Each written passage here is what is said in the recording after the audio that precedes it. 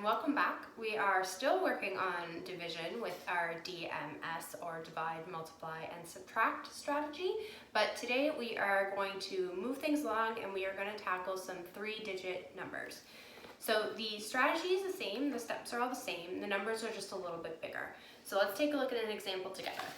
We're going to start with the question 369 divided by 3. So I've got 369 things going into 3 groups. So for this one, unlike other operations like addition, subtraction, and multiplication, we are not going to be starting in the ones place. We're going to go all the way to our biggest place value, which today is hundreds. So we're going to start here. I know I've got 3 things going into 3 groups, which means I know that I can put one of those things in each group. That's the D step. So we're going to divide with our D. And then we're going to move on to M, which is multiply. We're going to multiply the outside times the number we just put on the top, which is going to be 3 times 1, so that gives us 3. And write that down. And because we know we're working in the hundreds place, it's not just 3. That means that we have 3 hundreds flats, which means we really have 300. It's going to be really important to make sure that you mark your place values with those zeros as the numbers get bigger, so don't forget to add them. So now that we're done with M, we're on to S for subtract. So we have 369, take away 300, which is going to leave us with 69. Now we're going to move from the hundreds place into our next place value, which is the tens place. So now we have 6 things going into 3 groups in our step D for divide. So dividing 6 things into 3, I know that I can put 2 in each of my groups. So I'm going to put that at the top. Now we're going to look at our M for multiply. We're going to go 2 times 3. This is the part where we're just going to use the numbers we've just recently put at the top. We're going to pretend that that one's not even there. So 2 times 3, which we know is 6. And this time we're in the tens place, so it's not just 6, it's actually 6 groups of 10, which means it's 60. And now we're on to S for subtract. So we've got 69, take away 60, which we know is going to leave us with 9. Back to D for divide, because we still have numbers underneath our division sign that we know we can break into our groups. We've got 9 down here now, and we know that if you've got 9 things going into 3 groups, that we're going to be able to put 3 things in each group. So we're going to put that at the top for our D for divide. We're going to move into M for multiply. We're going to pretend those 2 numbers aren't even there, just using the one we just used. 3 times 3, which we just said was 9. Put it at the bottom. And we're going to do some subtraction here. We know 9, take away 9 is 0. And once we get that 0 at the bottom, we've known we've done all we can do, and we've successfully divided our number into our groups. So we now know that 369 divided by 3 is 123. Now yesterday we were talking about how sometimes that first place value just won't break nicely into the groups you need because it's smaller than the number you're using to divide by. And that can happen with this as well. So let's try a new equation. Let's do 124 divided by 2.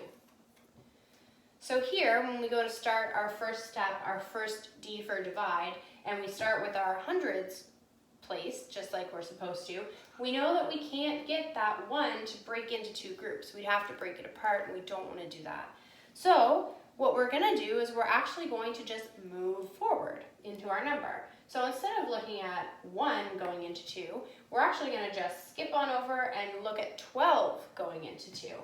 Now I know that if I have 12 things and I'm dividing them into 2, that I could probably put 6 things into each group. There's our divide. Now we go into our M for multiply. 2 times 6 is 12. We're going to put our 12 down here. And then we go into S for subtract. And we're going to subtract, but before we do, we have to fill in the place value. We're still not dealing with the ones column, so we're going to put our 0 there.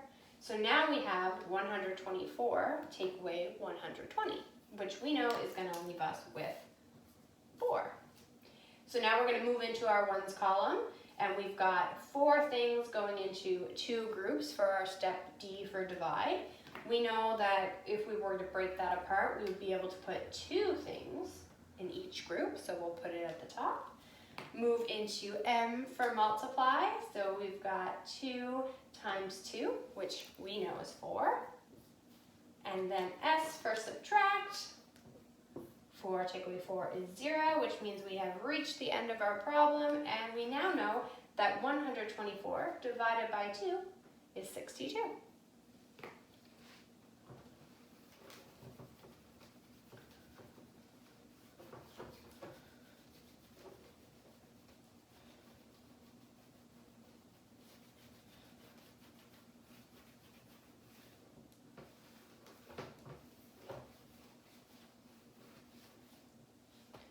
Now we're going to try one together. I'm going to put an equation on the board. I'm going to let you know when to pause the video because you'll see this symbol.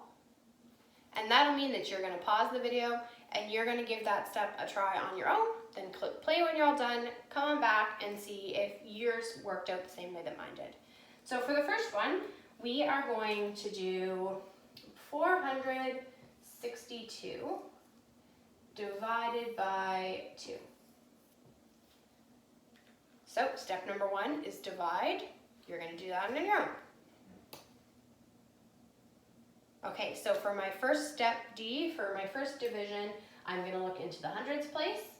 I see that I've got a 4 and I'm dividing by 2, so I know that I can break this apart, so there's no need to move forward in the number.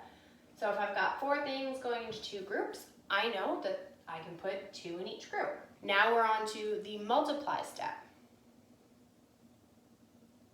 We're going to multiply your number you're dividing by and the number you just found. So we've got 2 times 2, which we know is 4.